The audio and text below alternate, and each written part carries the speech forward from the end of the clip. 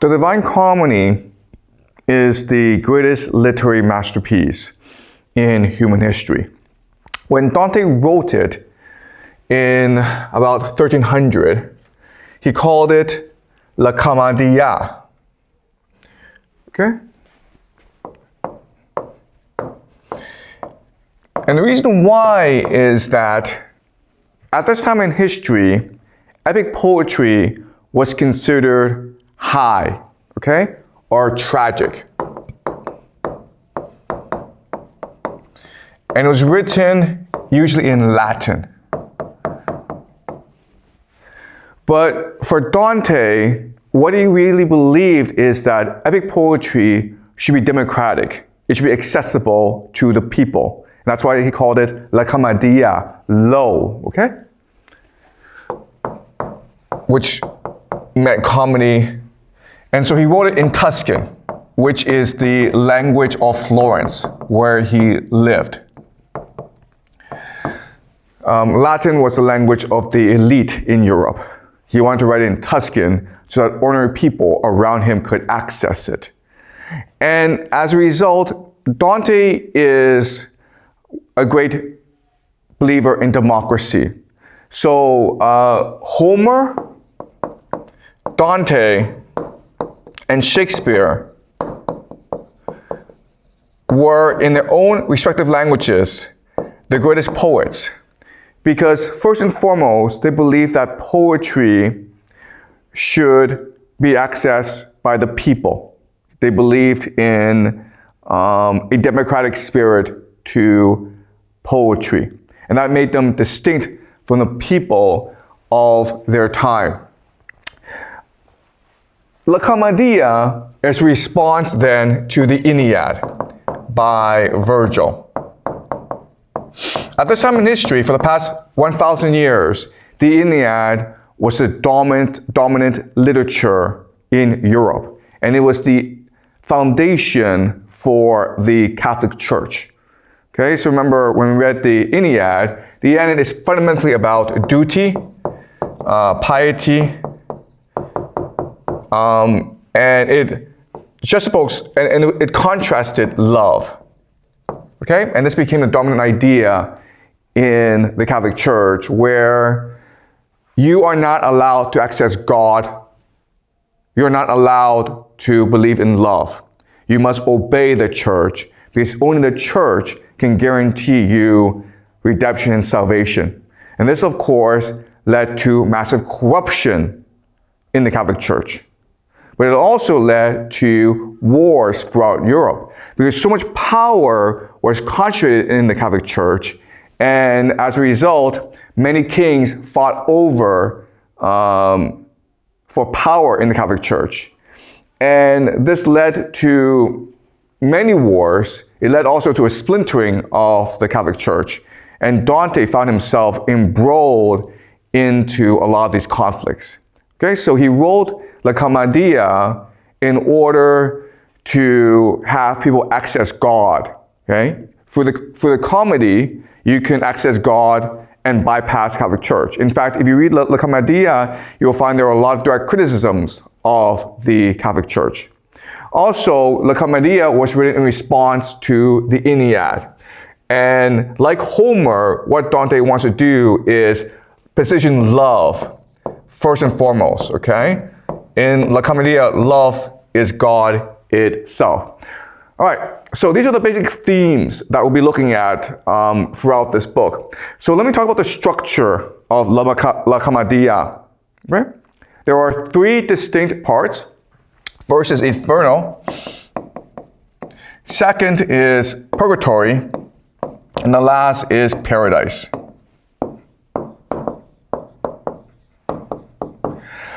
And what makes the La Commedia so powerful is Dante uses two major literary devices to construct his universe. The first is what we call structure. The second is paradox. All right? So imagine La Commedia as not just epic poetry, but as a very complex mathematical puzzle that you must unravel through time. Okay, so Inferno, the structure is an inverted triangle. And so what's going to happen is that Dante and Virgil are going to travel through Inferno, through hell, but it's almost like they're traveling underground. Okay, it's an inverted triangle. And then Purgatory becomes a pyramid or a mountain, where Dante and Virgil are going to travel up a mountain so that they can meet Beatrice at the very top. And why they will meet Beatrice at the very top is that Beatrice will take Dante to heaven, where he will meet God. And that is the very ending of the Divine Comedy, okay? La Commedia. And in Paradise, it is structured as a solar system. And here is something called the Imperium, where God is. And then Dante will travel with Beatrice into the Imperium. And it's structured like a solar system. Okay? So that's the very structure of the Divine Comedy. And as you can see, it's very mathematical. It's rigorous, it's mathematical. There's a symmetry to the La Commedia. It doesn't really exist anywhere else in poetry. But what makes the Divine Comedy so distinct and so powerful is the idea of paradox, or maybe dissonance. Cognitive dissonance. And so, all poetry is designed to be memorized. It's all designed to be read aloud. And there are subtlety and nuance in all poetry. And the reason why is, think of poetry as almost like a virus. And what it's trying to do is, it's trying to infiltrate you, it's trying to subvert you, and it's trying to remake you. Okay? And that's what the Divine Comedy does, where you read it, and it all sounds very simple and nice, but the more you memorize it, the more you interact with it, the more it enters you and it creates cognitive dissonance, meaning that it is disrupting the normal way you see the world. It creates paradox. And what's going to happen is that your mind is going to, by itself, subconsciously try to unravel these paradoxes over time. Okay? So the more you read the Divine Comedy over decades, the more it will reveal itself to you. It is a universe that comes into you, and then it remakes you. Okay? And that is the power and beauty of the Divine Comedy. So the trick is to unravel the paradoxes, which will implant themselves throughout the Divine Comedy.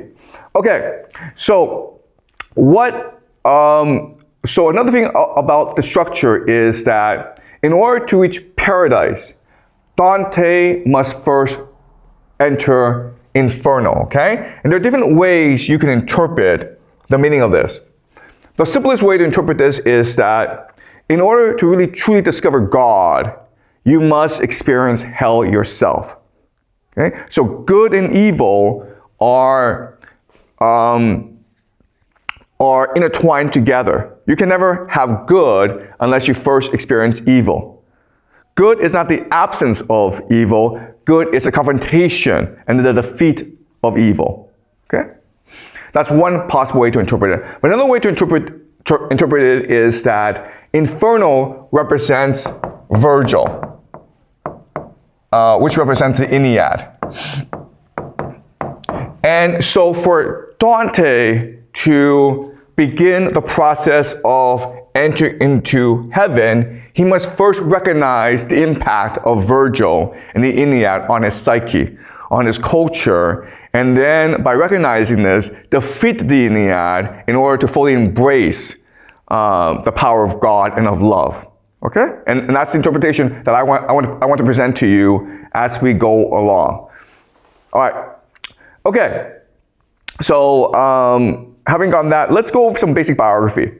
This is Dante, and Dante is considered the greatest poet in the Italian language. At this time in history, Italy was divided into city-states. So Dante was in Florence, but there are also some major city-states like Venice and Genoa. Okay? And they're all competing against each other. They're also competing against Rome, okay, the Catholic Church, which want to exert authority over these city-states. At the same time, you had the different empires of Europe, for example, France, and basically the Holy Roman Empire, which we would today call Germany. And they're also trying to exert authority over these city-states. At the same time, there are different factions within these city-states, different families that fight against each other. So during Dante's time, and this again is about the year 1300, he is experiencing constant conflict, constant violence, constant hatred. And for him, the major question is, how can we as a people, as humans, escape this constant cycle of vengeance and hatred and war? And that's why he wrote the Divine Comedy. Two major biographic details that you need to understand about him is that he is of noble birth, and therefore he's a participant in this conflict. So the northern Italian city-states, which include Florence, Milan, Genoa, and Venice, they have two major political factions, okay? This is Wikipedia, by the way, all right? The Guelphs, which support the papacy, and the Ghibellines, who support the Holy Roman Empire, okay? So Dante's family belongs to the Guelphs. So he was just born into this political rivalry. And over time, what will happen is that the Guelphs will win, but then the Guelphs will divide into the black and white factions, so different families fighting for power again, okay? So for Dante, all his life, he's experienced nothing but political rivalry and hatred. That's the first major thing you need to know about him. Ultimately, what will happen is that he'll get sick of this constant fighting, and he will exile himself to focus on his poetry. The other thing to know about him is he falls in love with Beatrice at a very early age, okay? He meets her when she is 9 and she is 8. The problem is that Beatrice's family is of more noble aristocratic birth than Dante. And at this time in history, all marriages are arranged. And so Dante marries someone of his class, Beatrice marries someone of his class. But they never really abandon each other, okay? They still remain friends. And Dante, in his heart, still has this longing for Beatrice. Beatrice will die pretty young, maybe when she's in her mid-20s, she'll die giving birth. But Dante never forgets about her. And he spends his entire life still remembering his love for Beatrice. And this becomes the basis of the Divine Comedy, okay? La Commedia. So these are the two major biographical details you need to know about Dante. Okay, so again, this is from Wikipedia, and when Dante is exiled from Florence, okay, he never returns to Florence. He spends all his life in exile. He becomes patronized by some very powerful aristocrats throughout Italy, and he will spend a lot of his time reflecting on his experience in this political faction. In the Divine Comedy, there'll be a lot of references to this conflict between the Ghibellines and the Guelphs, and his exile from Florence, and his hatred of the Catholic Church. There will also be a lot of references to his love for Beatrice, which will redeem him from this earthly conflict, okay? All right, so some passages that we've looked at before, but which I want us to emphasize, okay, to truly understand Divine Comedy. All right, so let's look at certain passages, okay? So, Aubrey, could you read for me, please? When I had journeyed half of our life's way, I found myself within a shadowed forest, for I had lost a path that does not stray. It is hard to speak of what it was, that savage forest, dense and difficult, which even in recall renews my fear. So bitter, death is hardly more severe. but to retell the good discovered there, I'll also tell the other things I saw. Okay, so he's saying, right, this is the very beginning of the Divine Comedy. This is the Alan Medenbaum translation, okay? And I choose Alan Medenbaum. There are lots of other translations because he's just the easiest to read. All right, so I'm not interested in the language. I'm interested in the ideas. So that's why I pick him. Okay, so this is very simple. He is in middle age and he's in the shadow forest. Okay, so he's completely confused as to why the world is what it is. This hatred for the world is causing him to hate himself as well. And so because of this hatred, because of this confusion about why there's so much hatred in the world, he has lost his connection with God. And he doesn't know how to proceed. It's a long period, a savage forest, dense and difficult, that makes him question everything, okay? He's in a deep depression, basically. And at this point, he is lost in this forest and he feels hopeless. And then a man emerges named Virgil.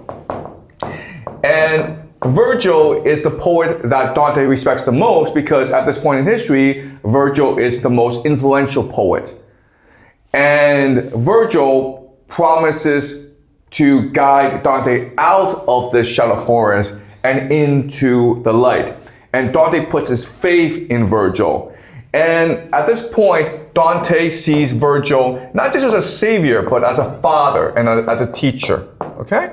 And this is important because for Dante to truly defeat Virgil, which is the point of La Commedia, he wants to destroy the influence and power of the Aeneid, he first must put Virgil onto a pedestal in order for us to recognize the limitations of Virgil, so that we ourselves can defeat Virgil in our hearts. Okay? And that's the idea here. All right, can you continue, Ivory? All right, yeah, keep on going. In heaven there is a gentle lady, one who weeps for the distress towards which I send you, so that stern judgment up above is shattered. And it was she who called upon Lucia, requesting of her, "Now your faithful one has need of you, and I commend him to you." Lucia, enemy of every cruelty, arose and made her way to where I was, sitting beside the venerable Rachel. She said, "You, Beatrice, true praise of God, why have you not helped him who loves you so, that, for your sake, he slept the vulgar crowd? Do you not hear the anguish in his cry? Do you not see the death he wars against upon that river ruthless as the sea? No one within this world has ever been so quick to seek his good or flee his harm as I, when she had finished speaking. Thus, to come below, down from my blessed station, I trusted in your honest utterance, which honors you and those who listen to you. When she had finished with her words to me, she turned aside her gleaming, tearful eyes, which only made me hurry all the more." Okay, so a lot of La Commedia, Divine Comedy, is dialogue. Okay? There's a speaker and there's a listener. And this is an important formulation because what Dante wants us is to recognize is that when a speaker speaks, he or she is speaking from a certain worldview, a certain prejudice. And so we must always be on guard. We must always ask ourselves why this person is saying what he or she is saying, okay? So something that we've discussed a lot is the idea of God, okay? And God is the perfect manifestation of love, of generosity, of forgiveness. And one thing that God does not do is reciprocity, okay? So the Catholic Church teaches you that if you obey God, then God will allow you access to heaven. And what Dante wants us to understand is that cannot be true. If God is perfection, if God is love, if God is beauty, God would never require anything of you. God will always give you free will. And free will and reciprocity are a contradiction. Okay? If I make you do something in order to access heaven, that means I don't give you free will. But God will give you free will.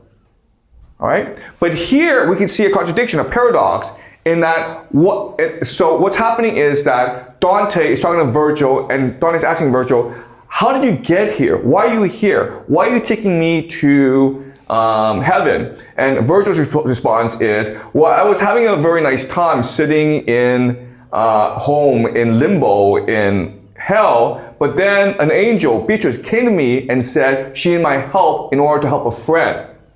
And then Dante's like, okay, but why would Beatrice want to help me? And then Virgil was like, well, because she saw your pain in heaven and she recognizes how much you love her. And so Lucia said to her, you, Beatrice, why don't you help him who loves you so much? Okay? So it's almost like a reciprocity where, because Dante loves Beatrice so much, Beatrice has to come help him now. But this goes against the very idea of God, okay? So what's happening here is two possibilities. The first possibility is that Virgil is just lying, okay? But he's not really lying. He's just misinterpreting what's going on. God will always come to you if you truly want God to come.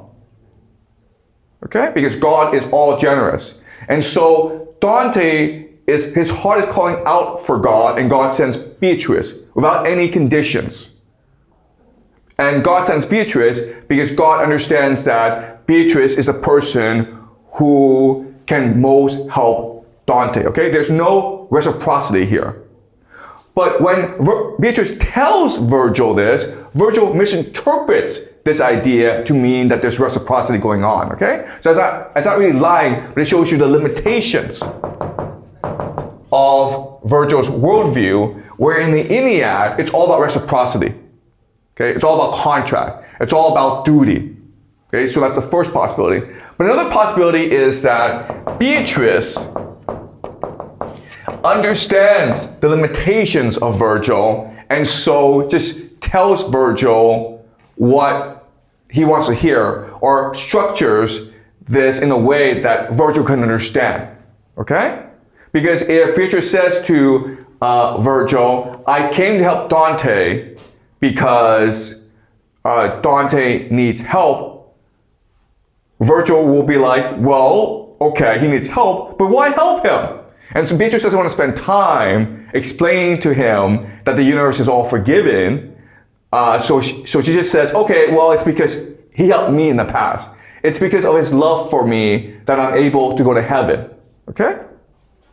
All right? So already in the beginning, we have to question the authority of Virgil. Okay? Virgil is an unreliable guide. And for us to truly enter paradise, for us to truly discover God, we need to recognize he is unreliable ourselves. Dante will never tell us, but he'll give us clues to suggest that he is unreliable. And we must reject him if we are to fully embrace God. Okay? All right, let's continue. All right, so Virgil is taking Dante into hell. And Virgil emphasizes to Dante, this is a path that we must take if we are to go into paradise. You must first confront evil. You must first understand sin for you to truly understand goodness. Okay? All right. And so when they get there, there's a river that blocks their path into hell. And there is a ferryman named Charon from Greek mythology who will take them across the river. But the problem is that Dante is still living. And Charon sees that. And he says to Dante, there's a problem here. I can't take you across because you're a living soul and you're not dead. So I can't give you access to hell. Okay? All right, can you read, Ivory? And here, advancing towards us in a boat, an aged man, his hair was white with years, was shouting, Woe to you, corrupted souls! Forget your hope of ever seeing heaven. I come to lead you to the other shore, to the eternal dark, to fire and frost. And you approaching there, you living soul, keep well away from these. They are the dead. But when he saw I made no move to go, he said, Another way and other harbors, not here, will bring you passage to your shore. A lighter craft will have to carry you. My guide then, Sharon, don't torment yourself. Our passage has been willed above, where one can do what he has willed, and ask no more. Now silence fell upon the woolly cheeks of Sharon, pilot of the livid marsh, whose eyes were ringed about with wheels of flame. Okay, so Sharon doesn't want to take Dante across because Dante is still living. But when Virgil says to him, hey, let us pass, Sharon obeys, okay? And this is a paradox. So let me explain the paradox to you. Again, the thing about Dante is that he's so subtle and it's written in a perfect manner. So the more you try to understand what's going on, the more truth will be revealed to you. So the paradox is this. They are in hell, and they are in hell because they've rejected God. Okay? And how we know they've rejected God is this sentence. Woe to you, corrupted souls, forget your hope of ever seeing heaven. Okay? So you can interpret this as saying that Sharon is saying to you, is saying to people, this is all hopeless. Okay? But another way of interpreting this is Sharon is saying to all these souls, you are here because you believe God has abandoned you. You believe there is no God. You believe there is no heaven. You believe you deserve to be here. That's why you're here. Okay? But then he sees Dante, and he knows that Dante doesn't believe this. He is actually going to heaven. And so Dante is a corruption. And so Sharon doesn't want to take Dante across. But then Virgil says, hey, God has ordered Dante to be crossed. And then Sharon obeys. The paradox is this. Sharon himself doesn't believe in God. That's why he's in hell. He rejects the authority of God, yet he obeys God. So that makes absolutely no sense. This is a paradox. Unless you remember that what matters is the speaker, okay? So Virgil is the one who is speaking, okay? So in other words, Sharon is not obeying the authority of God, he's obeying the authority of the speaker, who is Virgil. And this suggests to us that Virgil is the master of hell. And then the question then is, well, why is he master of hell? And the answer is because he created hell through the Ennead, right? Ennead is a poetry that emphasizes piety, obedience. It emphasizes how love is a disease. It emphasizes the importance of hatred as a power to destroy your enemies. It emphasizes empire. So, in other words, Virgil, through the Ennead, created emotions in human beings that allow for the creation of hell itself. You can also argue that with the Ennead, Virgil created the conditions for the Catholic Church. The Catholic Church is not based on the Bible, it is based on the Ennead. Okay? So again, this is not apparent in the poetry. But once you understand that Dante is conveying his truth through paradox, and you try to unravel this paradox, then the truth slowly reveals itself to you. Okay? All right, let's continue. All right. Can you read, Ivory? Oops, sorry. The demon Sharon, with his eyes like embers, by signaling to them, has all embark.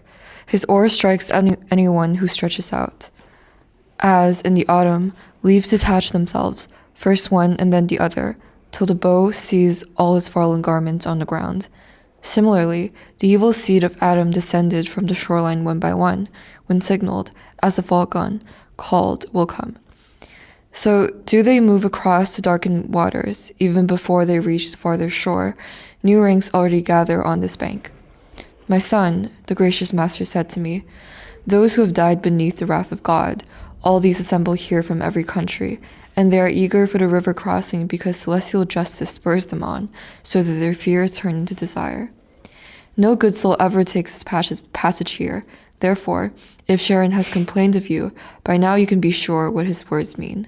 Okay, so two words that you will see a lot in Dante are will and desire, okay? Will and desire.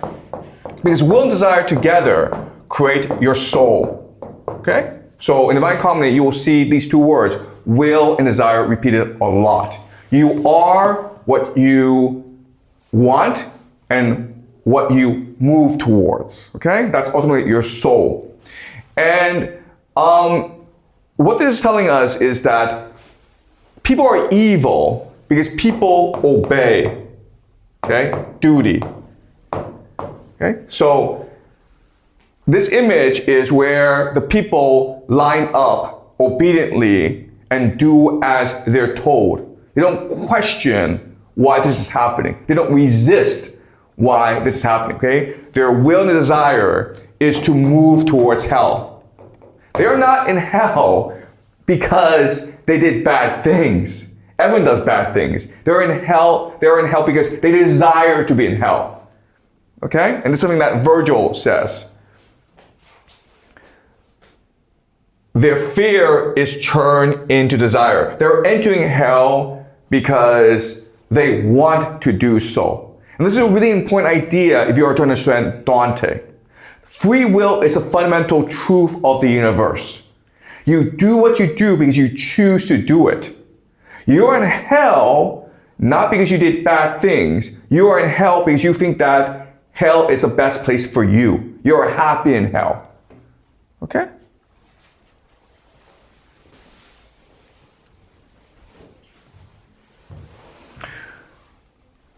All right, so now they are in hell. And the first place that they enter is something called limbo.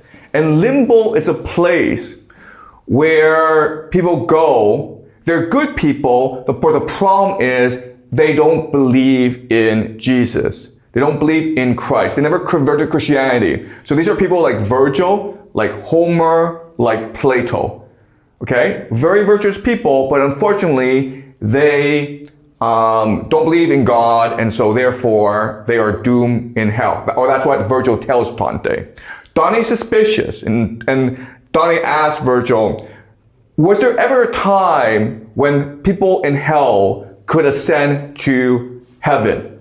And Virgil says, there was only one time, and that was when Jesus died and he came to hell to save and redeem those most worthy. People like King David, people like Noah, people like Abraham, people like Rachel, who are in the Bible, who are born before the time of Christ, but who are worthy of going to heaven, and that's why Jesus came to hell. Unfortunately, I, Virgil, came after Jesus, and so I was not saved by him.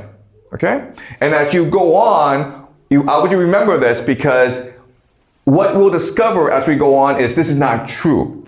It is entirely possible for people who are not Christians, who were born before the time of Jesus, to ascend to heaven because they choose to. It's about will and desire, okay?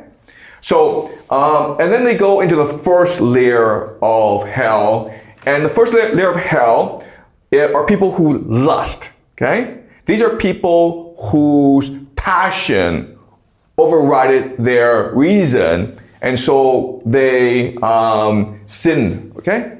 All right, okay. And so these are spirits that are passing through, and Dante asks Virgil, who are these people? And Virgil starts to name them one by one, okay? Okay, can you read, Ivory? The kindly master said, do not ask who are these spirits whom you see before you. I'd have you know before you go ahead, they did not sin. And yet, though they have merits, that's not enough, because they lacked baptism, the portal of faith that you embrace. And if they lived before Christianity, they did not worship God in fitting ways, and of such spirits I myself am one. For these defects, and for no other evil, we now are lost and punished just with this. We have no hope, and yet we live in longing. Great sorrow seized my heart on hearing him, for I had seen some estimable men among the souls suspended in that limbo. Okay, so I want you to remember this passage because Virgil is saying, there's nothing wrong with me. Unfortunately, I was just unlucky. Okay? This is incorrect. What you will see as we move on is that Virgil chooses to be here. There are many paths for salvation and redemption for him, but he wants to stay in hell. Okay? And why that is the case, we'll talk about later. All right, let's keep on going. So I descended from the first enclosure down to the second circle, that which girdles less space but grief more great, that goads to weeping. There dreadful Minos stands, gnashing his teeth, examining the sins of those who enter. He judges and assigns all as his tale twines. I mean that when the spirit born to evil appears before him, it confesses all, and he, the connoisseur of sin, can tell the death and hell appropriate to it. As many times as Minos wraps his tail around himself, that marks the sinner's level. Always there is a crowd that stands before him. Each soul in turn advances towards the judgment. They speak and hear, then they are cast below.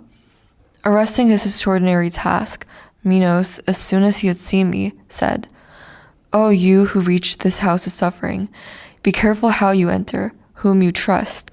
The gate is wide, but do not be deceived." To which my guide replied, "But why protest? Do not attempt to block his fated path. Our passage has been willed above, where one can do what he has willed and ask no more." Okay, so this is a very interesting passage that again makes us question things, okay? So Minos, who's basically deciding which level of hell you go to based on your sin, he basically says to Dante, don't trust anyone here, okay? Don't trust anyone here. Be careful how you enter, whom you trust. The gate is wide, but do not be deceived. Okay, this is a very strange idea, right? Because Minos sees that Dante is with Virgil. And his response is, Dante, you're a good person. I'm telling you right now, don't trust anyone, right? So what he's really saying is, Dante, don't trust Virgil, right? If you think about it logically, it makes no sense for him to say that unless he means don't trust Virgil. Because if Virgil can be trusted, then all Dante has to do is just follow Virgil into hell, and that's it, okay? But Minos makes a point of saying, don't trust anyone here, which is to say, don't trust the person closest to you. Be careful how you enter and whom you trust, okay? And what confirms this is, to which my guide replied, but why protest, okay? So Virgil is jumping in right and said, hey, shut up, man, okay? Do not attempt to block his fated path. Our passage has been willed above, where one can do what he has willed and ask no more. I represent a higher power than you, Minos. All right? So again, this is questioning the reliability of the narrator. What's happening is that Dante is planting seeds, giving us clues that in hell, nothing is what it seems. The person that we most trust, Virgil, is the person we should probably least trust. Okay? All right, so everything that Virgil says, we have to question. All right, so again, Virgil and Dante are in the first layer of hell. This is lust, and Virgil is pointing out to Dante who they are. Okay, can you read, Ivory? The first of those about whose history you want to know, my master then told me, once ruled as empress over many nations. Her vice of lust became so customary that she made license licit in her laws to free her from the scandal she had caused. She is Semiramis, of whom we read that she was Ninus's wife and his successor. She held the land the Sultan now commands. That other spirit killed herself for love, and she betrayed the ashes of Sacius. The wanton Cleopatra follows next. See Helen, for whose sake so many years of evil had to pass. See great Achilles, who finally met love in his last battle. See Paris, Tristan, And he points out a name to me more than 1,000 shades departed from our life because of love. No sooner had I heard my teacher name the ancient ladies and the knights than pity seized me, and I was like a man astray. Okay, so this again is a paradox, okay? And again, it's almost impossible to see this paradox by yourself. But the paradox is this. What Virgil will do is basically point out 1,000 shades, okay? And he'll provide all the names of these people. Okay, an example is Cimaris, and then you have Cleopatra, you have Helen, you have Achilles, you have Paris, you have Tristan. Okay, so he's naming everyone. But there's one shade he does not name. And the other spirit who killed herself for love, and she betrayed the ashes of Sychaeus, we know who this person is because this person is Dido. And who is Dido? Dido is the creation of Virgil. So the grand paradox, the irony is there's 1,000 people and the person that Virgil refuses to acknowledge by name is the one that he understands the best, who he is most intimate with. Okay? And this creates the question, why is this the case? Why does he refuse to name Dido? So if you go back to the Iliad, the one thing that stands out about the Iliad is that Dido is the most realistic character. It's really the character that most people, when they read the Iliad, they sympathize with. Because Dido feels real, but at the same time, Dido didn't really deserve her fate. Okay? So it is Virgil who cast Dido into hell. Right? And this contrasts with Dante, who will elevate Beatrice, his love, to heaven. All right? So already we are seeing a contrast, a paradox. Okay? Virgil condemned Dido to hell. Dante elevated Beatrice to heaven. And Dante is longing for Beatrice. And then Virgil forgets that Dido even existed. He even refuses to name her. Okay, and the question then is why? So, because Dido is a realistic character, we can assume that Dido is based on a person that Virgil knows. But not only that, we can also make the assumption that Virgil pursued Dido, fell in love with Dido, and Dido rejected him probably because he was an ugly asshole. Okay? And so Virgil got really angry and decided that I will condemn Dido to hell. But in his heart, Virgil knows that this was unfair, that this was pure hatred. And so he feels a bit guilty about it, he feels embarrassed about it, and that's why he refuses to acknowledge Dido. He refuses to face Dido for what he did, okay? But then something interesting happens, all right? Okay, can you read? My first words, poet, I should willingly speak with those two who go together there and seem so lightly carried by the wind. And he to me, you'll see when they draw closer to us, and then you may appeal to them by that love which impels them. They will come. No sooner had the wind bent them towards us than I urged on my voice. O battered souls, if one does not forbid it, speak with us.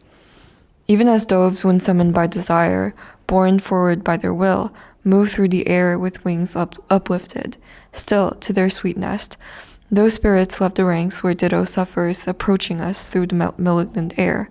So powerful had been my loving cry. Okay, so what he's saying here is that, Virgil is naming all the shades, and Dante's like, let me go and talk to them. And Virgil says, sure, go talk to them, okay? But what I want you to notice is this. Those spirits left the ranks where Dido suffers, approaching us through the malignant air, okay? So the contrast is this.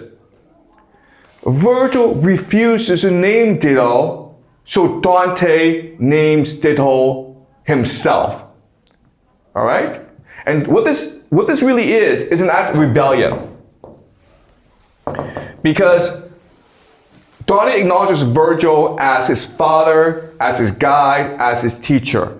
And therefore, he should just follow Virgil. If Virgil doesn't want to name Dido, doesn't want to acknowledge Dido, then Dante should be respectful and ignore Dido, right? But he's saying, nope, I'm going to name Dido because I want us to understand that it was wrong to not acknowledge Dido. It was wrong, first of all, for Virgil to condemn Dido to hell, and it's wrong to just ignore her, okay? So I know who Dido is, I know what Virgil did, and I want to name her in order to resurrect her in our memory, all right? So again, this is creating cognitive dissonance. It's leaving an idea in our heads that none of what we're seeing in Inferno is what it seems. That's why it's hell. Because it's all an illusion, it's all deception. And we have to use our minds, we have to use our hearts to truly understand what's going on, okay? All right? So this begins our journey into the Divine Comedy. But as you can see, it is extremely complex. You have to see with your heart. You have to see with your imagination. It's impossible to just read this and know what's going on. You have to believe in your instincts. You have to believe in your intuition. You have to believe that you have a connection with God. And it is God that will reveal to you the truth through your intuition and your imagination. Okay? So the Divine Comedy is a journey really into your own heart and your faith. All right, any questions? Okay, all right, so we will continue this next time, okay?